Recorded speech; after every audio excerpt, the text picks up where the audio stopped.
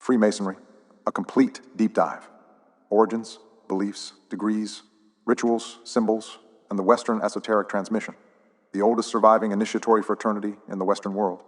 The builders who carried sacred geometry from the medieval cathedrals into the Enlightenment's lodges, and from there into the American founding, the repository of Hermetic, Kabbalistic, and Rosicrucian wisdom in ritual form, the esoteric spine of Western civilization teaching through symbol, allegory, and drama what cannot be taught through doctrine alone. Personal reading series, Allegory, May 2026 IQ. Productions. Contents. Introduction. The Builders and Their Hidden Cathedral. Part 1. Origins, Operative and Speculative Masonry. Part 2. The Medieval Stonemason Guilds. Part 3. The Transition, 1600 to 1717, and the Birth of Speculative Masonry. Part 4. The Grand Lodge of England, 1717. Part 4. The Core Masonic Beliefs and Principles. Part 6. The Volume of the Sacred Law. Part 7. The Great Architect of the Universe. Part 8. The 3 Blue Lodge Degrees. Part 9. The First Degree, Entered Apprentice. Part 10. The Second Degree, Fellowcraft. Part 11. The Third Degree, Master Mason and the Hiram Abiff Legend. Part 12. Masonic Ritual, Structure, Purpose, and Meaning. Part 13. The Lodge Room, Sacred Space and its Symbolism. Part 14. The Working Tools and Their Teachings. Part 15.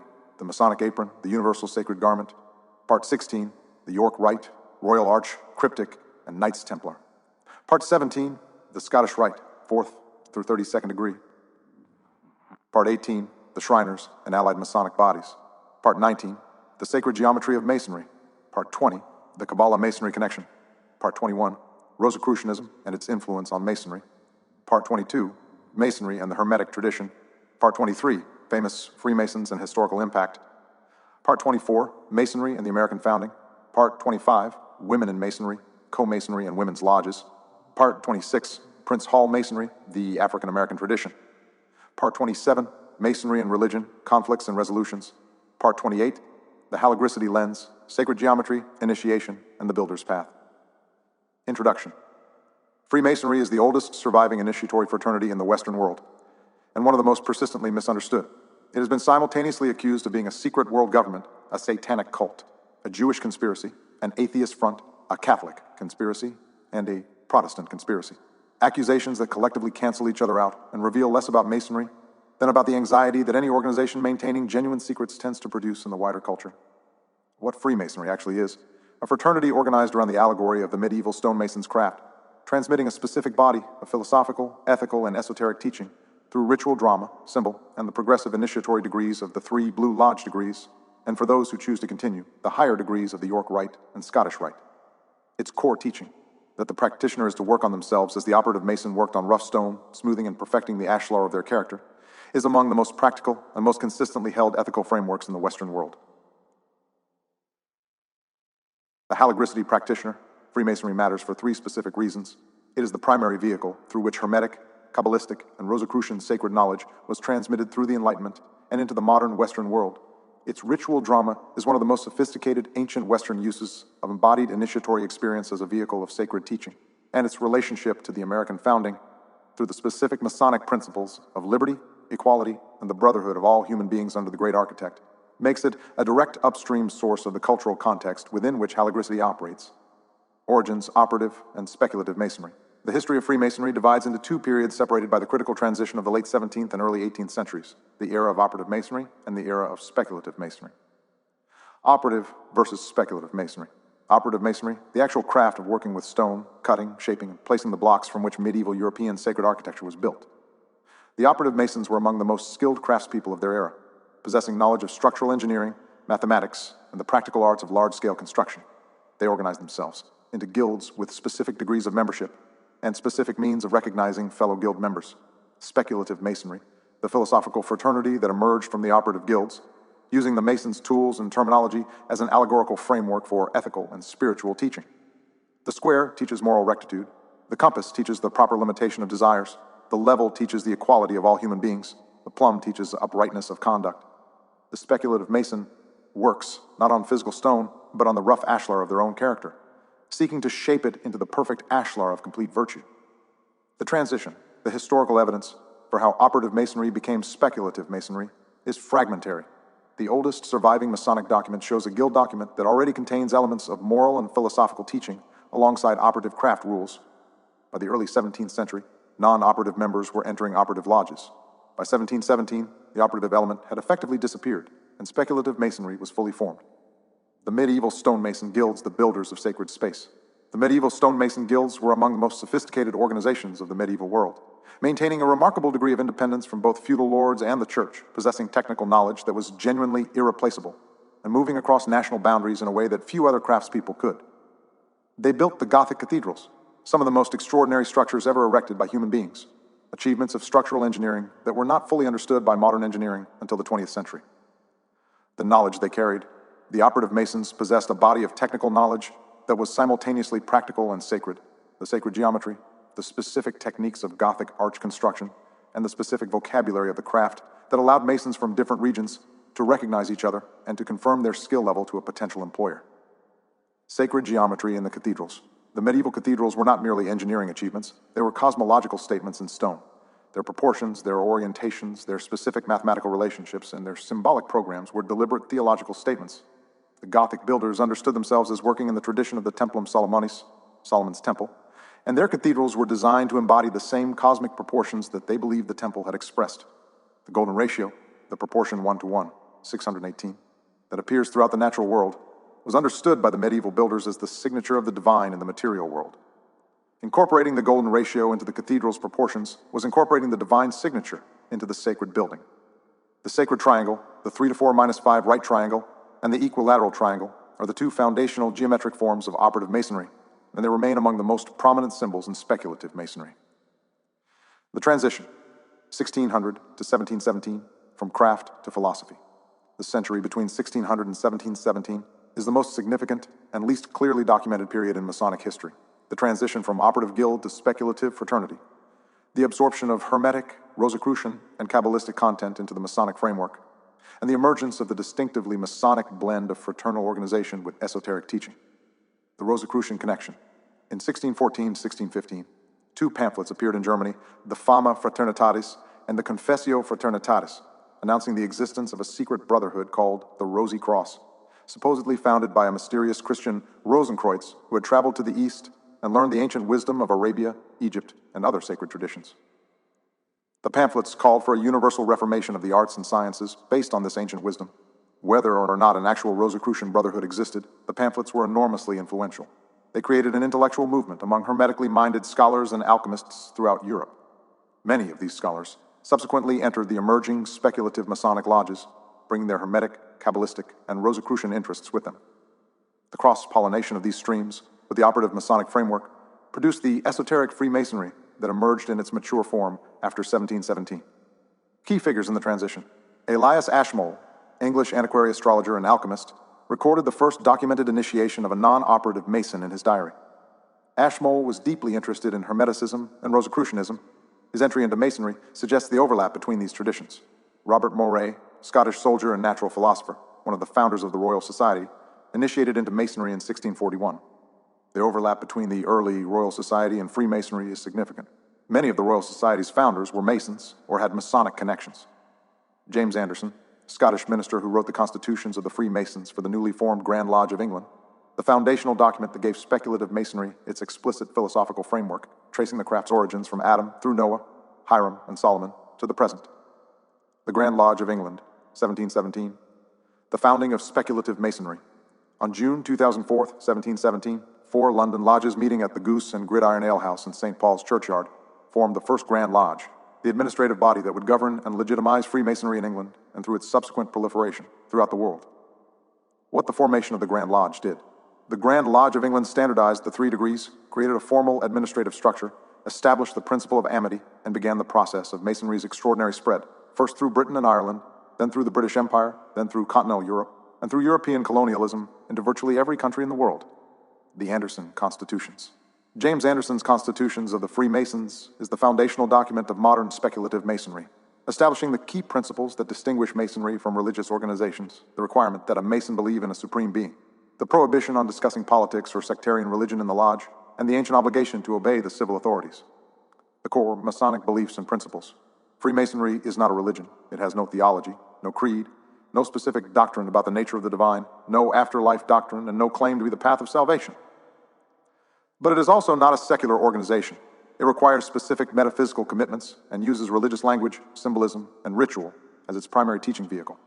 It occupies the specific space between religion and fraternity that is unique in the Western world. The foundational Masonic principles, belief in a supreme being, the only theological requirement for Masonic membership, the candidate must affirm belief in a supreme being.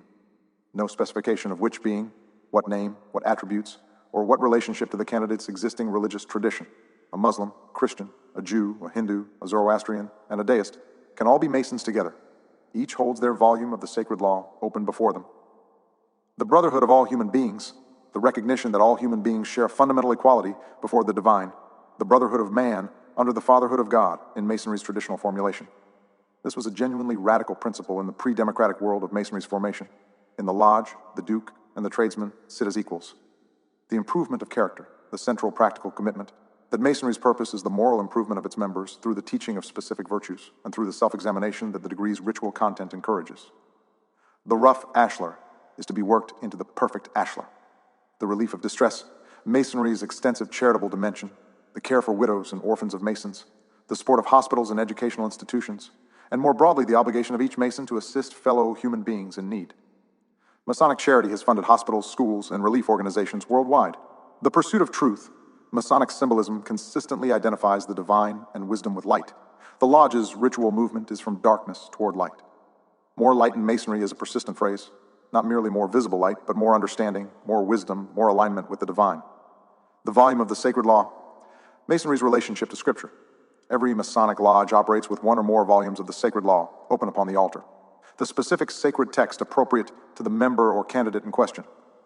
In a predominantly Christian country, this is typically the Bible. In a lodge with Muslim members, the Quran may be added. Jewish Masons may take their obligations on the Hebrew Bible, Hindu Masons on the Bhagavad Gita, Zoroastrian Masons on the Avesta. The theological significance of this practice, the practice of accepting any volume of the sacred law is equally valid, equally capable of making the Mason's obligation binding, equally representative of the divine, is the most explicit institutional statement in the Western fraternal tradition of what the Jain Anekantavada and the Sufi Ibn Arabi's universalism recognize philosophically, that the divine is not the exclusive property of any single tradition's formulation, and that sincere acknowledgement of the divine reality is what makes sacred commitment possible, regardless of the specific form that acknowledgement takes. Connection to halagrisity. The Masonic practice of the volume of the sacred law, placing on the altar the specific sacred text of whichever tradition the candidate belongs to, as the equally valid ground for their sacred oath, is the most institutionally complete Western expression of what halagrisity holds about the relationship between the traditions. No single tradition's formulation is required. Every tradition's formulation is honored. The divine reality that all the traditions point toward is what makes the oath sacred, not the specific form through which it is expressed. This is Anekantavada enacted in Masonic ritual. The great architect of the universe, G-A-O-T-U. The great architect of the universe is the Masonic name for the divine, chosen specifically for its non-denominational character, its emphasis on the divine as the principle of order and intelligent design in the cosmos, and its resonance with the operative Mason's understanding of their own craft as the imitation of the divine's creative activity. The architectural metaphor is theology. The metaphor of God as architect is extraordinarily ancient. It appears in the Hebrew Bible, in Plato's Timaeus, in the Hermetic tradition, and in the Kabbalah. The Masonic GAOTU deliberately inherits all these streams. What the GAOTU is and is not, is a designation that any Mason of any faith can use for their own understanding of the divine without compromising that understanding. The Muslim Masons' GAOTU is Allah. The Christian Masons is the God of the Bible. The Jewish Masons is Hashem. The Deist Masons is the rational principle behind the cosmos. All are the same GAOT, each understood through the specific lens of their tradition, is not a specific theological formulation that supersedes or replaces the Mason's religious tradition. Masonry does not require a Mason to believe in the GAOTU as a separate or superior concept to their religion's understanding of the divine, only to acknowledge the divine reality in whatever form they understand it. The architect's tools, the compass, and the square are the GAOTU's tools. The Mason who uses these tools on themselves is imitating the divine architect's work on the cosmos. The 3 Blue Lodge degrees the structure of Masonic initiation. The 3 degrees of the Blue Lodge constitute the foundational Masonic initiatory structure, the complete path of operative Masonic allegory applied to the task of moral and philosophical development. Each degree uses specific ritual drama, specific symbols, specific obligations, and specific teaching to transmit a specific stage of the Masonic understanding. The 3 degrees, overview, first degree, entered apprentice, the beginning, the candidate enters in darkness, symbolically, and in the condition of ignorance and the unexamined life. They are led through specific ritual actions that represent the journey from darkness toward light, from chaos toward order, from the rough ashlar of the unimproved character toward the intention of improvement. The degree teaches fundamental virtues and introduces the basic Masonic symbols. Second degree, fellowcraft, the middle. The candidate has made progress and is now introduced to the liberal arts and sciences as the tools of human intellectual and moral development. Geometry is specifically elevated as the most important of the 7 arts, the science through which the divine's ordering principle is most clearly perceived in the material world. The degree ascends the winding staircase, the symbol of the soul's progressive ascent toward wisdom. Third degree, Master Mason, the completion and the mystery. The third degree is organized around the legend of Hiram Abiff, the master builder of Solomon's temple, who was murdered by 3 fellows seeking to extort from him the master's word before he was ready to transmit it. Hiram's death, the loss of the genuine master's word, and the substitution of a substitute word, and the eventual promise of the word's recovery, is the central Masonic mystery. The candidate undergoes a ritual death and resurrection that is simultaneously the most dramatic moment of the Masonic initiatory sequence and the tradition's central teaching about mortality, integrity, and the soul's immortality. The first degree, entered apprentice. The entered apprentice degree is the initiation into the craft, the moment when the candidate crosses from the outside world into the Masonic lodge for the first time. Its ritual is designed to produce a specific transformation in the candidate's self-understanding, the recognition that they are at the beginning of a journey, that they have more to learn than they know, and that the journey requires humility, commitment, and the willingness to be shaped. The entered apprentice ritual, structure and symbolism. The preparation, before entering the lodge, the candidate is prepared by the tiler. Their outer clothing is adjusted so that specific parts of their body are exposed, and they are given a rough rope around their neck. This preparation symbolizes the candidate's vulnerability, their willingness to be in the power of the lodge, and their separation from the ordinary world's protections. The cable tow, the rope symbolizes the cable of the soul, the connection between the physical body and the divine. The candidate wears it as a sign of their dependence and their willingness to be led. Throughout the degree, the cable tow is used to guide the candidate through the ritual. The hoodwink, the candidate enters the lodge blindfolded, representing the condition of spiritual ignorance, the darkness of the unexamined life. The removal of the blindfold at the moment of the candidate's obligation is the first symbolic movement from darkness toward light. The northeast corner, after taking their obligation and receiving the first degree's teaching, the candidate is placed in the northeast corner of the lodge, a specific symbolic position representing the state of someone who is between the darkness and the light, who has taken the first step toward enlightenment but has not yet fully achieved it. This is honest about what the first degree produces, a beginning, not a completion. The working tools of the entered apprentice, the 24-inch gauge, used to measure and divide, teaches the Mason to divide their 24 hours, 8 for God and a distressed worthy brother, 8 for their vocation, 8 for refreshment and sleep. The common gavel, used to break off the corners of rough stones, teaches the Mason to divest their heart and conscience of the vices and superfluities of life, knocking off the unnecessary accretions that prevent the perfect ashlar from emerging. The second degree, fellowcraft. The fellowcraft degree represents the practitioner's progress in their development. They have completed the first lessons and are now ready for more demanding intellectual and moral work. The degree's central symbol is the winding staircase, the soul's progressive ascent through the liberal arts and sciences toward the inner sanctuary of wisdom.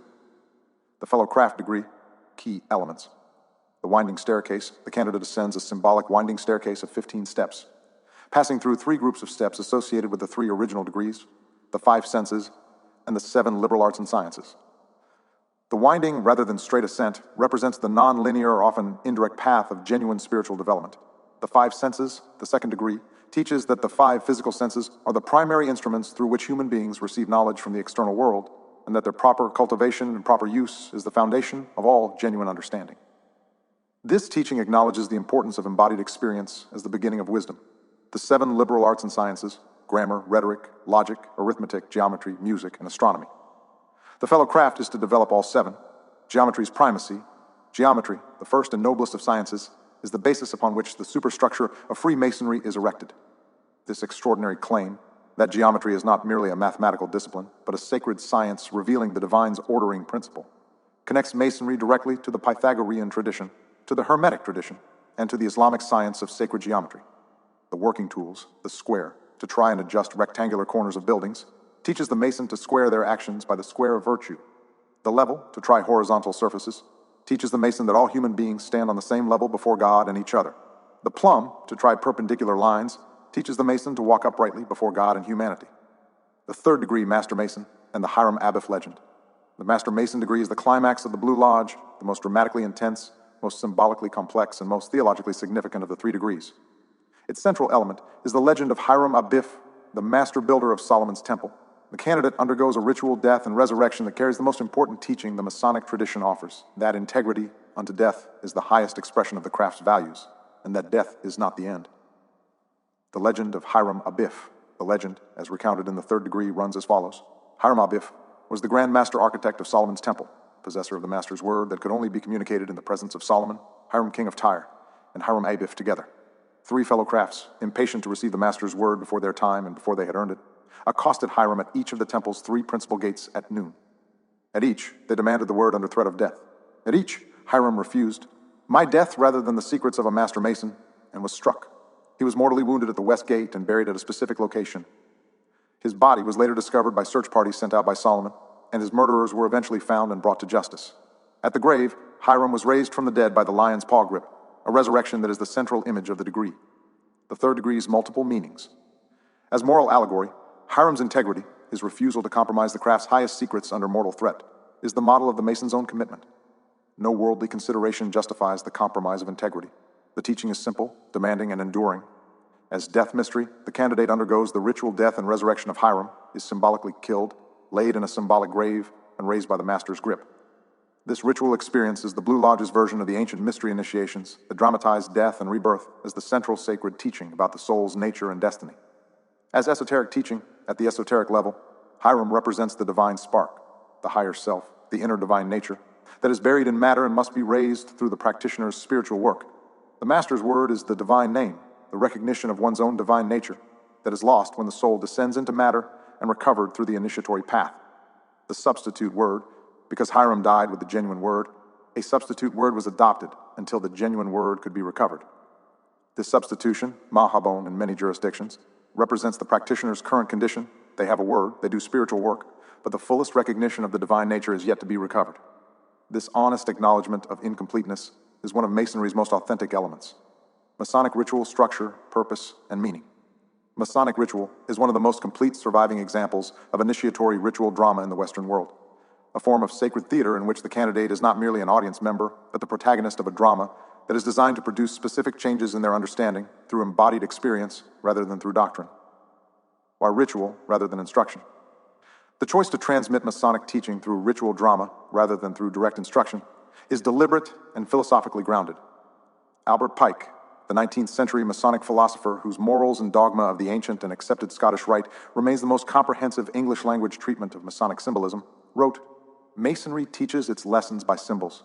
It is preeminently a science of symbolism." The reasoning is that certain kinds of understanding cannot be transmitted through proposition. They can only be catalyzed through experience. The candidate who undergoes the ritual drama of the third degree has had an experience that no amount of reading about it could have produced. The structure of Masonic ritual, how it works. The lodge opened. Every meeting begins with specific ritual opening. The officers take their stations. The lodge is opened through specific call and response and symbolic actions, and the sacred space is formally established as distinct from the ordinary world. This parallels the opening of sacred space in every tradition, from the Sufi dhikr to the Vodou ceremony to the Allegoric ritual. The dramatic elements. Each degree contains specific dramatic elements: the blindfolded entry, the circumambulations of the lodge room, the administration of the obligation, the revelation of the degree's secrets, the lecture. These are performed by officers in specific roles. The worshipful master presides, the senior and junior wardens have specific functions, and other officers each play specific roles. The obligation, the candidate takes a solemn oath, called an obligation, to keep the secrets of the degree, to observe the duties of a Mason toward fellow Masons and toward humanity, and to live by the craft's principles. The obligation is taken on the volume of the sacred law with the working tools of the degree. The charge, after the obligation and the revelation of the degree's secrets, the candidate receives the charge, a formal address outlining the degree's moral teachings and the responsibilities of a Mason at that level.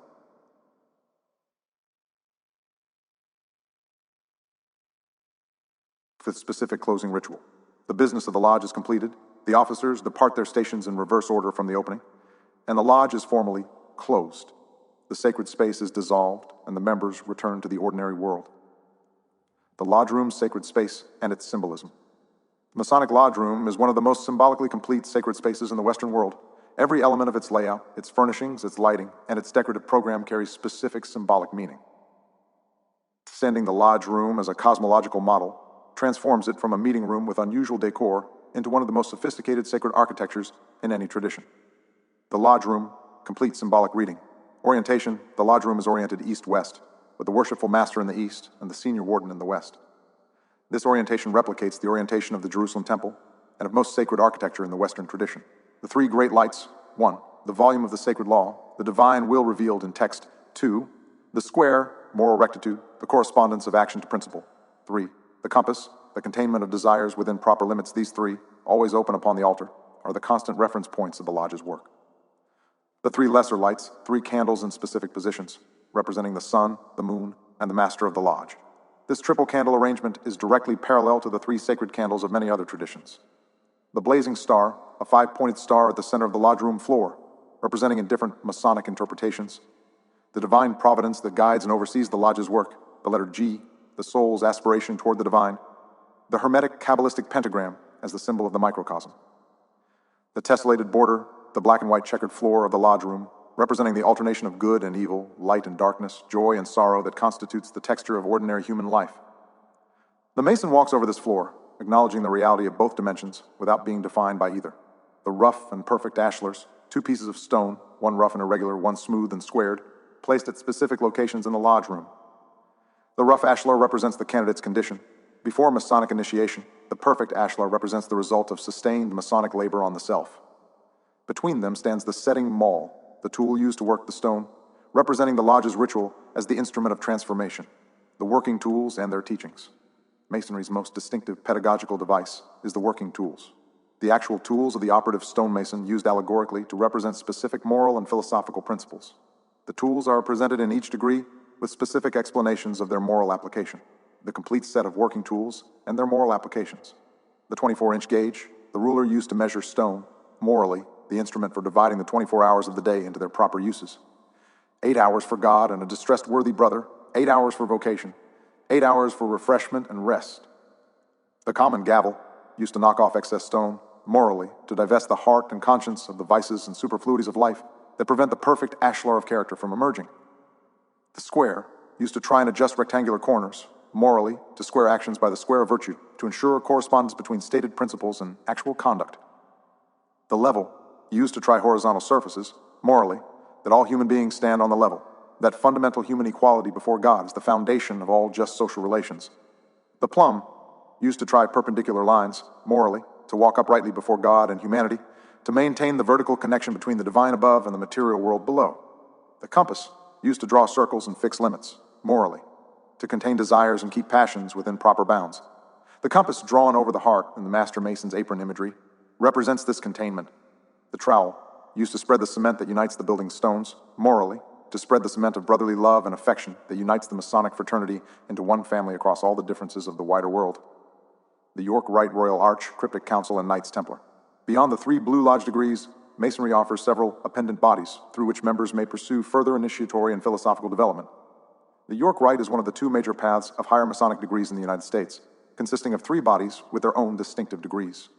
The 3 York Rite bodies. The Royal Arch degree is, in many Masonic traditions, considered the completion of the Master Mason degree. The root, the heart, and marrow of Freemasonry, in the words of the 1813 Articles of Union. It completes the story of Hiram Abiff by revealing what the Master's word actually is, the divine name that was lost when Hiram died and that is recovered in the Royal Arch degree through a specific ritual drama set in the ruins of Solomon's Temple and its rebuilding under Zerubbabel after the Babylonian exile. The Cryptic Council, additional degrees that fill in the story of the temple's construction and the preservation of the Master's secrets. The cryptic degrees are among the most historically and allegorically interesting in Masonry, particularly the Royal Master degree, which presents a conversation between Hiram Abiff and Solomon at the midpoint of the temple's construction.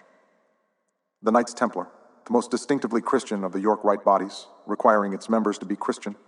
The Masonic Knights Templar claim a connection to the historical Knights Templar of the Crusades, a connection that is legendary rather than historical, but that serves as the framework for a chivalric and Christian completion of the York Rite path. The Scottish Rite, 4th through 32nd degree. The Scottish Rite, despite its name, neither Scottish in origin nor particularly connected to Scotland, is the most philosophically ambitious of Masonry's appendant bodies, offering 29 additional degrees beyond the 3 Blue Lodge degrees. In the United States, the Southern jurisdiction's Scottish Rite is headquartered in the House of the Temple in Washington, D.C., and its philosophy was largely shaped by Albert Pike's monumental Morals and Dogma. The Scottish Rite, structure and character. Philosophical scope, where the York Rite completes the Solomonic narrative and adds the Templar chivalric layer, the Scottish Rite casts its philosophical net much wider. drawing on ancient Egyptian religion, Kabbalah, Zoroastrianism, Pythagorean sacred mathematics, Gnostic and Rosicrucian elements, and the philosophical traditions of ancient Greece, Persia, and India. Albert Pike's contribution. Pike spent 20 years rewriting the Scottish Rites degrees and the lectures that accompany them, drawing extensively on his reading of comparative religion, Kabbalah, Hermeticism, and Western esoteric philosophy. Morals and Dogma is the result, a work of remarkable erudition that traces connections between Masonic symbolism and the ancient sacred traditions of Egypt, Persia, India, and the Hebrew tradition with more depth and more accuracy than any comparable 19th century work. Key degrees, 4th degree, the inner meaning of Solomon's temple and the duties of the Master Mason, further developed 14th degree, the recovery of the lost word, the most explicit sacred geometry teaching in the degrees 18th degree, the Rosicrucian degree, directly connecting Masonry to the Rosicrucian tradition 30th degree, the Templar degree, incorporating elements of the suppressed Knights Templar tradition 32nd degree, the completion of the Scottish Rite path, the royal secret being the nature of the true Mason's relationship to the divine and to the brotherhood 33rd degree, conferred by the Supreme Council on members who have rendered distinguished service to Masonry or to humanity. The sacred geometry of Masonry, the divine language of form. Sacred geometry is the recognition that specific geometric forms, the circle, the triangle, the square, the pentagon, the hexagon, carry specific spiritual meanings and embody specific qualities of the divine's organizing intelligence in the material world. This recognition is older than Masonry. It appears in Pythagoras, in the Platonic tradition, in Islamic geometric art, in Hindu yantra, and the Kabbalistic tree of life. But Masonry has preserved it more completely and more practically than any other Western institution. Sacred geometric forms in Masonry, the point within a circle, the most fundamental Masonic geometric symbol, a point at the center of a circle with a vertical line on each side. The point represents the individual Mason, the circle represents the boundary of their duty and the scope of their ethical concern. The vertical lines represent the patron saints. This simple figure contains the entire Masonic ethical teaching in compressed form. The equilateral triangle, 3 equal sides, 3 equal angles, the symbol of divine perfection, of the Trinity in Christian readings, of the 3 degrees in Masonic readings, of the Pythagorean tetractys' first tier. The equilateral triangle is the basis of the Gothic arch and of many Masonic lodge room proportions. The square and compass, the primary Masonic symbol, a carpenter's square and a drafting compass overlapping, typically with the letter G at the center. The square represents the material world and moral obligation. The compass represents the spiritual world and the divine's creative power. Their intersection represents the Masonic path as the meeting point of matter and spirit. The golden ratio, the proportion 1:1, 618, that appears throughout natural forms and that the operative Masons used extensively in cathedral proportions. Of Masonry, Phi is understood as the divine signature in matter, the evidence of the GOTU's presence in the mathematical structure of the natural world. The Star of David, the hexagram formed by 2 overlapping equilateral triangles, one pointing up and one pointing down. Their intersection is the Star of David, Seal of Solomon, and it appears extensively in Masonic iconography as the symbol of the meeting of heaven and earth, spirit and matter. The Kabbalah Masonry connection, the tree of life in the lodge. The connection between Kabbalah and Freemasonry is one of the most extensively documented and most substantive of the Masonic tradition's relationships with prior esoteric traditions. Albert Pike devoted extensive sections of morals and dogma to Kabbalistic analysis of Masonic symbolism. The Royal Arch degree's ritual drama draws directly on Hebrew mystical traditions, and the Scottish Rites higher degrees contain explicit Kabbalistic content. Where Kabbalah there appears in Masonry. The Royal Arch and the Divine Name, the Royal Arch degree's climactic revelation, the recovery of the long-lost Master's word, involves the disclosure of the divine name in Hebrew. This direct adoption of the Kabbalistic sacred name as Masonry's highest secret is the most explicit Kabbalah Masonry connection in the Blue Lodge and York Rite. The Tree of Life. In the Scottish Rite, several Scottish Rite degrees incorporate explicit Tree of Life symbolism. The 10 Sephiroth mapped onto the degree's specific content. Pike's treatment of the Scottish Rite's Kabbalistic connections in morals and dogma draws extensively on his reading of the Zohar and other Kabbalistic texts. The 3 pillars, the 3 principal pillars of the lodge room, wisdom, strength, and beauty, correspond directly to the 3 pillars of the Kabbalistic tree of life, the pillar of severity, the pillar of mercy, and the middle pillar. The 32 degrees and the paths, the Scottish Rite's 32 degrees, have been connected in Masonic esoteric literature to the 32 paths of wisdom in the Kabbalistic tradition. Whether this correspondence is original to the Scottish Rite's design or a subsequent attribution is debated, but the structural parallel is exact. Famous Freemasons and historical impact the brothers across history. Freemasonry's historical reach is extraordinary. Its membership has included kings, presidents, prime ministers, generals, scientists, artists, and philosophers across 3 centuries and virtually every country in the world. The scope and variety of notable Masons gives a sense of how thoroughly the fraternity penetrated the Western world's intellectual and political leadership during its period of greatest influence. Notable Freemasons by category: American Founding Fathers, George Washington, Benjamin Franklin, Paul Revere, John Hancock, James Monroe, Andrew Jackson, James K. Polk. 14 U.S. presidents in total were Masons. The constitutional principles of liberty, equality, and the rights of man are inseparable from the Masonic culture in which many of the founders were formed. European royalty and nobility: Frederick the Great of Prussia, King Edward VII of England, King George VI, Prince Philip. The European aristocracy's engagement with Masonry was extensive throughout the 18th and 19th centuries. Scientists and philosophers: Voltaire, Goethe, Sir Arthur Conan Doyle, Erasmus Darwin, Sir Alexander Fleming. Musicians and artists: Wolfgang Amadeus Mozart, Franz Joseph Haydn, Franz Liszt, Rudyard Kipling, Oscar Wilde. Civil rights leaders: Thurgood Marshall, Jesse Jackson, Count Basie, Duke Ellington, Nat King Cole, Quincy Jones. Prince Hall Masonry's role in African American community leadership and the civil rights movement is one of the most significant and least acknowledged aspects of American Masonic history. Masonry and the American founding, the Lodge and the Republic. The relationship between Freemasonry and the American founding is the most consequential instance of Masonic influence on political history, and one of the most genuinely complex, having generated both serious historical scholarship and an extensive conspiracy literature that frequently conflates correlation with causation. What is documented?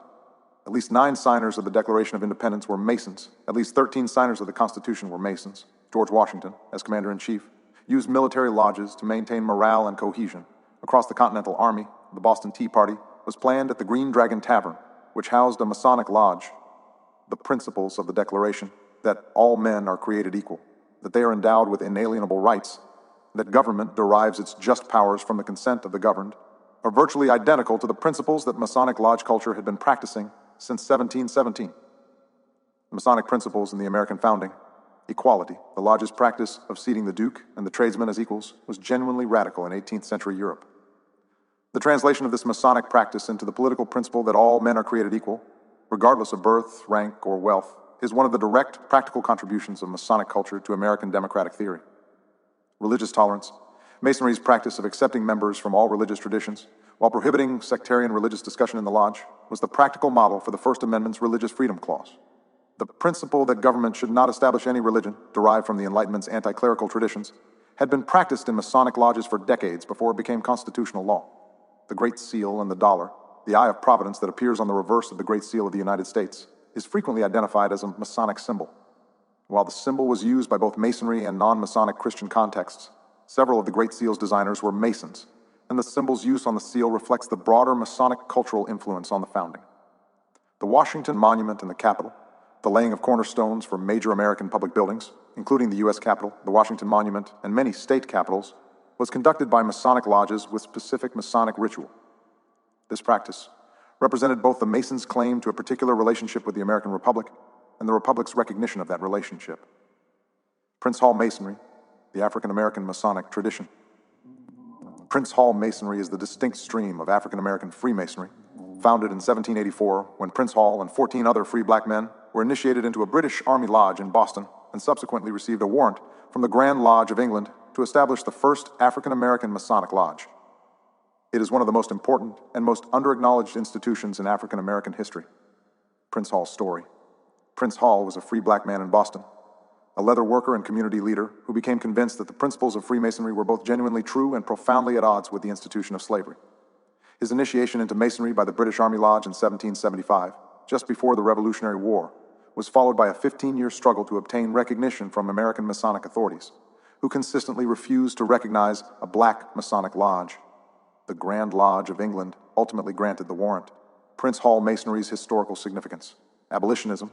Prince Hall lodges were among the earliest organized institutions of African American resistance to slavery, providing a community of educated, morally serious men who understood the contradiction between America's founding principles and its practice of slavery, and who organized against it. Community institution. In the absence of other institutions, Prince Hall lodges provided community services, mutual aid, education, advocacy, and the moral formation of black men in a society that denied them most civil rights.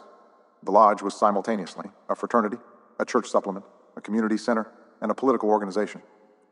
The recognition struggle, the irregular status of Prince Hall Masonry, its non-recognition by many mainstream Masonic Grand Lodges for most of its history, is one of the most revealing examples of American racism within an institution that theoretically taught the equality of all human beings. Most American Grand Lodges extended formal recognition to Prince Hall Grand Lodges only in the late 20th century. Notable Prince Hall Masons, Thurgood Marshall, Jesse Jackson, Medgar Evers, Charles Young, Booker T. Washington, Webb Du Bois, Count Basie, Duke Ellington Nat King Cole, Lionel Hampton, and many others. The Haligrisity lends sacred geometry, initiation, and the builder's path. Freemasonry's specific contribution to the Haligrisity Library is the Western tradition's most complete surviving institutional model of three things: the use of initiatory ritual drama as a vehicle for sacred teaching that bypasses the intellect and works through embodied experience, the practice of sacred geometry as the language of the divine's presence in material form, and the institutional commitment to the universal brotherhood of all sincere practitioners across all religious traditions. The rough ashlar and haligric practice, the Masonic central metaphor, that the practitioner is a rough ashlar being worked into a perfect ashlar by the tools of the craft, is the Western world's most persistently clear articulation of what Haligrisity holds about the practitioner's path.